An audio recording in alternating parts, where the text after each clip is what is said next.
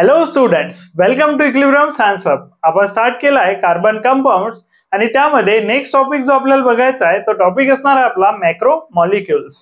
आता macro molecules काय असतील तर जायंट मॉलिक्यूल, खूप मोठा मॉलिक्यूल असेल जो फॉर्म झालेला असेल कार्बन पासून. बघू शकता जायंट मॉलिक्यूल असेल जो फॉर्म झालेला असेल कार्बनच्या ॲटम्स पासून आणि hundreds of thousands of atom means hundreds of thousands of atoms of carbon आणि त्यापासून मॉलिक्यूल फॉर्म होईल, एक जायंट मॉलिक्यूल, एक खूप मोठा मॉलिक्यूल फॉर्म होईल आणि त्या मॉलिक्यूलला म्हणू आपण मॅक्रो मॉलिक्यूल. तर बघू शकता the giant molecule, macro molecule असेल the giant molecule, the giant molecule, the giant molecule formed from hundreds of thousands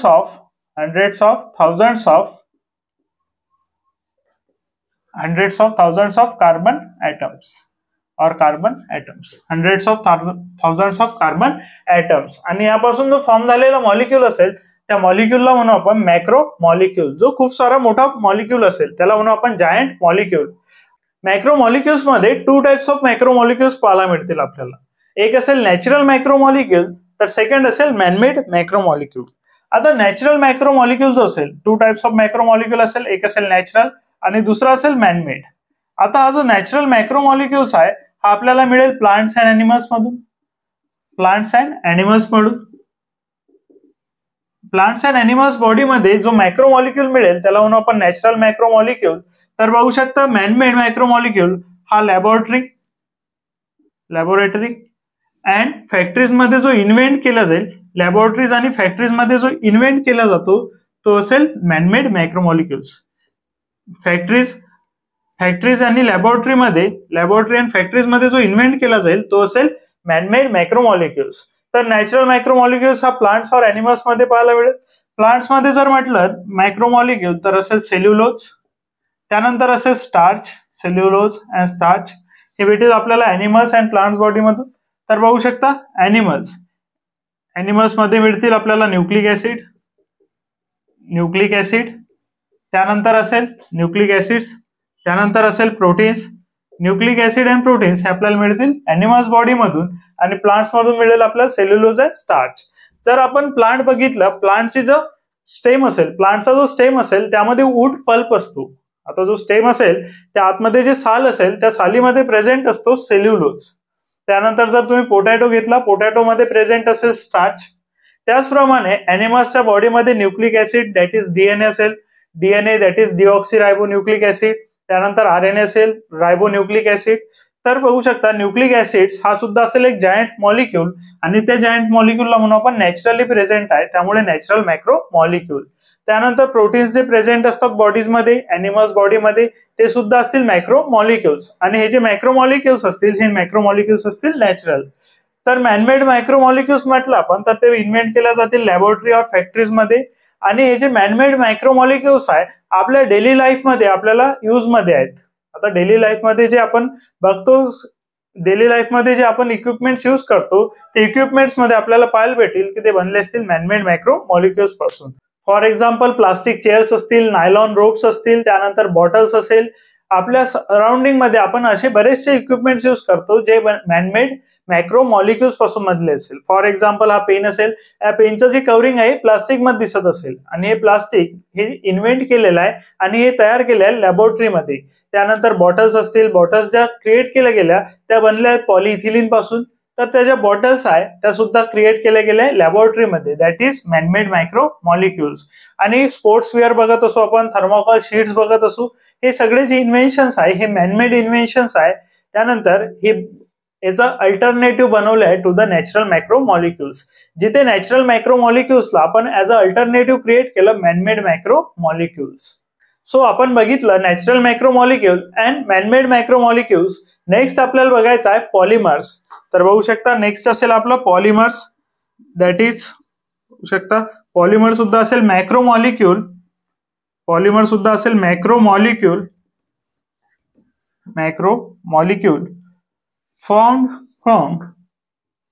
formed from small repeating units, from small repeating units.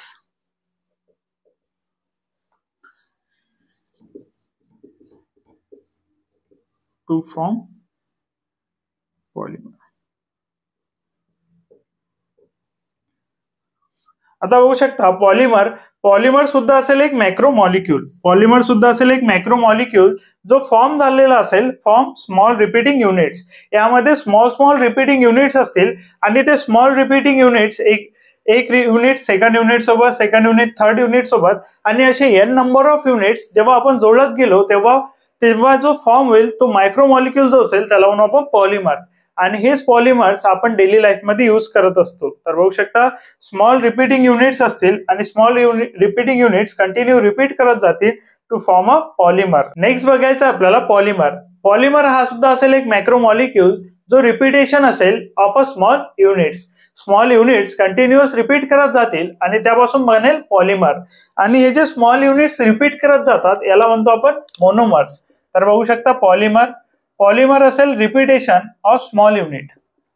Repetition of small units. Repetition of small units जेव्हा होईल तेव्हा आपण म्हणू शकतो polymer form झालेला आहे.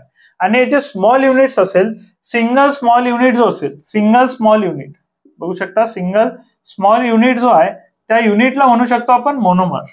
Single small unit जो आहे त्या युनिटला म्हणू आपण मोनोमर. मीन्स आपण असं सुद्धा म्हणू शकतो की मोनोमरचं कंटिन्युअस रिपीटेशन होत जाईल आणि मोनोमरचं कंटिन्युअस रिपीटेशन पासून जो फॉर्म होईल तो असेल पॉलिमर. मोनोमर्स कंटिन्युअस रिपीट करत जातील आणि त्यापासून फॉर्म करतील पॉलिमर्स. आता एक्झाम्पल बघू शकतो आपण. एक एक्झाम्पल घेतला आपण इथिलीन. आता इथिलीन आपल्याला माहित आहे CH2 double bond CH2 is a ethylene. CH2 double bond CH2 असेल इथिलीन आणि हा युनिट असेल ऍज अ मोनोमर युनिट. आता मोनोमर युनिट कोणासाठी असेल तर बघू शकता आता यापासून फॉर्म होणारा पॉलिमर. आता हा जो मोनोमर युनिट आहे याचे युनिट्स असतील N आणि N युनिट्स कंटिन्युअस रिपीट करत जातील. आता CH2 डबल बॉन्ड CH2 जर बघितलं तर यामध्ये कार्बनचे 4 बॉन्ड्स कम्प्लीट आहे. दॅट इज 2 बॉन्ड्स हायड्रोजन सोबत आणि 2 bonds in between the carbon आहे. या सुद्धा कार्बन आयटमचे 2 बॉन्ड कार्बन सोबत आहे, 2 हायड्रोजन सोबत आहे. बॉन्डिंग कम्प्लीट आहे तर हा यातला एक बॉन्ड ब्रेक करेल. दॅट इज डबल बॉन्डचा कन्वर्ट होईल सिंगल बॉन्ड मध्ये. Double bond become single bond आणि यासोबत आता याचे आपण यूज केले N युनिट्स. आता हे N युनिट्स कंटिन्युअस जॉईन होत जातील तर हा फर्स्ट युनिट असेल. याच्यासारखे सिमिलर N युनिट्स असतील मीन्स नंबर ऑफ युनिट्स असतील 1 2 3 that is CH2 double bond CH2 असेल. CH2 डबल बॉन्ड CH2 असेल that is CH2 double bond CH2 असेल आणि असे N युनिट्स असतील. आता फर्स्ट युनिट सेकंड युनिट सोबत जोडला जाईल, सेकंड थर्ड सोबत, थर्ड फोर्थ सोबत, फोर्थ फिफ्थ सोबत आणि अशी एन नंबर ऑफ चेन तयार होईल. आता हा युनिट जेव्हा या युनिट सोबत जोडायचा आहे या कार्बन मधला एक बॉन्ड ब्रेक होईल, या सुद्धा कार्बन मधला एक बॉन्ड ब्रेक होईल आणि ह्या फर्स्ट आणि सेकंड मिळून एक बॉन्ड तयार होईल. दॅट इज बनल CH2 बॉन्डेड विथ CH2. बघू शकता आता यामधला डबल बॉन्ड ब्रेक झाला, यामधला सुद्धा डबल बॉन्ड ब्रेक झाला आणि या दोघांच्या मदत बनला single bond. That is 1 unit जोडला गेला सेकंड युनिट सोबत. मीन्स 1 मोनोमर युनिट जोडला गेला सेकंड मोनोमर युनिट सोबत. आणि अशाच प्रकारे थर्ड फोर्थ फिफ्थ युनिट जोडला जाईल आणि इथे तयार होईल या नंबर ऑफ चेन आणि यापासून तयार होईल पॉलिमर. आणि हा पॉलिमर जो असेल याला म्हणू आपण पॉलिइथिलीन.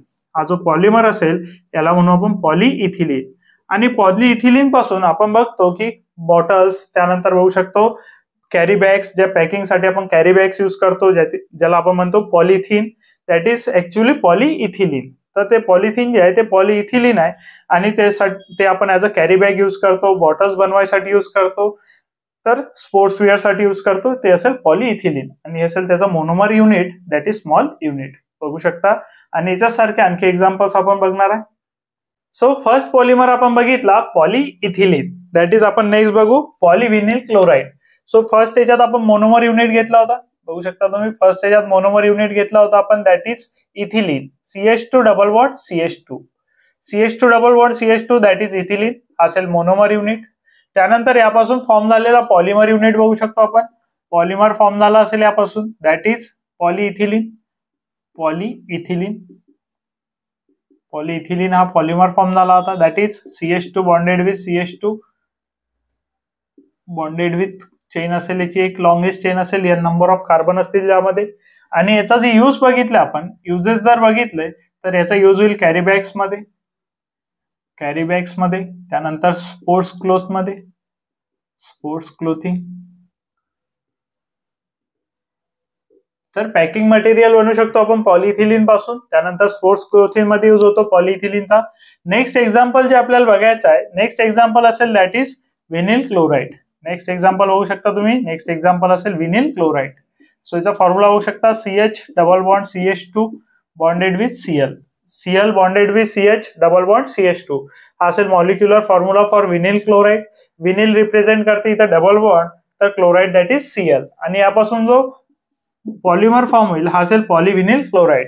त्यानंतर बघू शकता या साईडनं चेन येऊन जाईल, या साईडनं सुद्धा येईल चेन. त्यानंतर दोन्ही साईडनी चेन असेल आणि Cl येऊन खाली, दॅट इज पॉलिविनिल क्लोराइड. हा असेल पॉलिविनिल क्लोराइड. पॉलिविनिल क्लोराइड. त्यानंतर युजेस बघू शकता. पॉलिविनिल क्लोराइडचा यूज होतो पाईप्स बनवायसाठी. जे पाईप्स असतील जे वॉटर कॅरी करतात आपल्या घरी, ते वॉटर कॅरी करायसाठी जे पाईप्स असतील ते पाईप्स असतील पॉलिविनिल क्लोराइड पासून बनवलेले. जे व्हाईट कलरचे पाईप्स असतात जे टाकीपासून तर आपल्या नळापर्यंत पाणी आणतात, ते पाईप्स असतील PVC that is polyvinyl chloride. त्यानंतर किट्स बनवायसाठी, हॉस्पिटलमध्ये जे किट्स असतील, हॉस्पिटल किट्स बनवायसाठी, hospital kits that is tubes असतील, ट्यूब्स अँड पाईप्स असतील हॉस्पिटल किट मध्ये, ते बनवायसाठी यूज होईल पॉलिविनिल क्लोराइडचा. त्यानंतर बघू शकता polyvinyl chloride that is PVC CH2 double bond that is CH double bond CH2 bonded to असेल Cl. तर बघू शकता आता याची N युनिट्स जर यूज केले आपण विनिल क्लोराइडचे, तर यापासून बनेल दॅट इज हा असेल विनिल क्लोराइड. विनिल क्लोराइडचे जर आपण N युनिट्स यूज केले तर त्यापासून बनेल पॉलिविनिल क्लोराइड. सो बघू शकता आता याचे N युनिट्स केले. आता जेव्हा आपण विनिल क्लोराइडचे N युनिट्स करू दॅट इज मोनोमर पासून, हा असेल मोनोमर युनिट, विनिल क्लोराइड असेल मोनोमर युनिट. मोनोमर पासून जेव्हा पॉलिमर फॉर्म करू त्या प्रोसेसला म्हणतात पॉलिमरायझेशन. जेव्हा मोनोमर युनिट पासून पॉलिमर फॉर्म केला जातो त्या प्रोसेसला म्हणतात पॉलिमरायझेशन. पुन्हा यामध्ये असेल डबल बॉन्ड. डबल बॉन्डचं जे कन्व्हर्शन असेल ते होईल सिंगल बॉन्ड मध्ये. बघू शकता आता नंबर ऑफ युनिट्स असतील याचे 2 to 3 युनिट्स आपण ड्रॉ सुद्धा करू. CH डबल बॉन्ड CH2 पुन्हा असेल that is CH Cl double bond CH2. आता हे 2 युनिट्स असतील, हे 2 युनिट्स जर जोडायचे असतील तर यामध्ये बॉन्ड कंप्लीट असेल that is C double bond C आहे. 2 बॉन्ड्स कंप्लीट आहे या कार्बनचे. एक क्लोरीन सोबत असेल, एक हायड्रोजन. 4 बॉन्ड्स कंप्लीट आहे. हा कार्बन बघू शकता डबल बॉन्ड आहे आणि 2 हायड्रोजन आहे, बॉन्ड्स कंप्लीट आहे. सिमिलरली सेकंड युनिट मध्ये सुद्धा असेल, बट हे 2 युनिट्स आपल्याला सोबत जोडायचे आहे, तर यामधला डबल बॉन्ड ब्रेक होईल, यामधला सुद्धा डबल बॉन्ड ब्रेक होईल. दोन्ही याच्यातला डबल बॉन्ड ब्रेक होऊन या दोघांमध्ये एक बॉन्ड तयार होईल आणि यापासून बनेल PVC that is polyvinyl chloride. आता इथे आपण 2 युनिट जोडलेले आहे, अशी N number of units, N units जेव्हा आपण जोडू तेव्हा तयार होईल पॉलिविनिल क्लोराइड. तर बघू शकता अशी N नंबर ऑफ युनिट्स आपण जोडत जाऊ आणि त्यापासून तयार होईल पॉलिविनिल क्लोराइड. तर बघू शकता यामध्ये N युनिट्स असतील, पुन्हा एक युनिट जोडला जाईल आणि याची N नंबर ऑफ युनिट्स असेल आणि यापासून तयार होईल पॉलिविनिल क्लोराइड. आणि हा असेल PVC जो यूज होतो पाईप्स आणि हॉस्पिटल किट्स मध्ये that is tubes and pipes बनवण्यासाठी. बघू शकता. सो फर्स्टली आपण बघितलं इथिलीन. इथिलीन पासून तयार झाला होता पॉलिइथिलीन आणि याचा यूज करतो आपण carry bags and sports clothing साठी.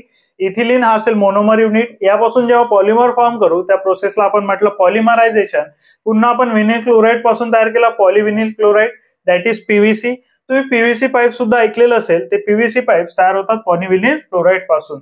तर नेक्स्ट बघू शकतो, नेक्स्ट बघायचं आपल्याला CF2 double bond CF2. Next असेल CF2 double bond CF2 that is tetra. आता बघू शकता 4 फ्लोरीन आयटम्स आहे, F2 that is 4 fluorine items आहे, तर याला म्हणून आपण टेट्रा फ्ल्युरो. त्यानंतर कार्बन डबल बॉन्ड कार्बन आहे, तर असेल इथिलीन. टेट्रा फ्ल्युरो इथिलीन हे असेल याचं naming that is monomer unit असेल टेट्रा फ्लोरो इथिलीन. आणि यापासून जो पॉलिमर बनेल तो असेल CF2 सिंगल बॉन्ड CF2 आणि याचे असेल N युनिट्स. आता पुन्हा बघू शकता यामध्ये डबल बॉन्ड कार्बन आहे, carbon double bond carbon 2 bonded असेल F2 सोबत आणि डबल बॉन्डचं कन्व्हर्शन झालेलं आहे सिंगल बॉन्ड मध्ये. मीन्स इथे सुद्धा बघू शकता डबल बॉन्डचा सिंगल बॉन्ड करून चेन जोडलेली आहे, इथे सुद्धा डबल बॉन्डचा सिंगल बॉन्ड करून चेन जोडलेली आहे. सिमिलर पॅटर्न इथे फॉलो करावा लागेल दॅट इज डबल बॉन्डचा सिंगल बॉन्ड करून चेन जोडावं लागेल आपल्याला. आणि याचा जो यूज होते तो यूज होतो याचा नॉनस्टिक कुकवेअर बनवायसाठी. नॉनस्टिक कुकवेअर जे असतील ते तयार केलेले असतील आपण from the tetrafluoroethylene. Nonstick cookware मध्ये यूज होईल टेट्राफ्ल्युरो इथिलीनचा. त्यानंतर होऊ शकता CF2 डबल बॉन्ड CF2 असेल आणि याचे N युनिट्स यूज करू. हा असेल मोनोमर युनिट आणि याचे एन युनिट्स यूज करून आपण तयार करू याचं पॉलिमर. आता याचं पॉलिमरायझेशन करावं लागेल. जेव्हाही आपण मोनोमर पासून पॉलिमर फॉर्म करतो त्या प्रोसेसला म्हणून आपण पॉलिमरायझेशन प्रोसेस. आणि यामध्ये बघू शकता डबल बॉन्ड आहे, CF2 डबल बॉन्ड CF2. त्यानंतर बघू शकता CF2 डबल बॉन्ड CF2. आता जर बघितलं कार्बन डबल बॉन्ड कार्बन आहे, दॅट इज 2 बॉन्ड्स कार्बन सोबत आहे आणि 2 बॉन्ड फ्लोरीन सोबत आहे, मीन्स बॉन्डिंग कंप्लीट आहे. सिमिलर इथे असेल, बॉन्डिंग कंप्लीट असेल तर याला डबल बॉन्ड ब्रेक करावं लागेल, याला सुद्धा डबल बॉन्ड ब्रेक करावं लागेल आणि हे दोन्ही मिळून बनवतील कार्बन कार्बन मध्ये चेन. आणि अशीच लॉंगेस्ट कंटिन्युअस चेन बनत जाईल. CF2 single bond CF2 single bond CF2 single bond CF2. आणि या प्रकारे लॉंगेस्ट कंटिन्युअस चेन बनेल n number of CF2 bonded with CF2 ची.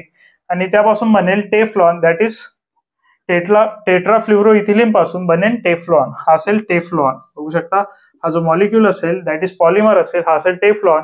यूज होतो नॉनस्टिक कुकवेअर मध्ये.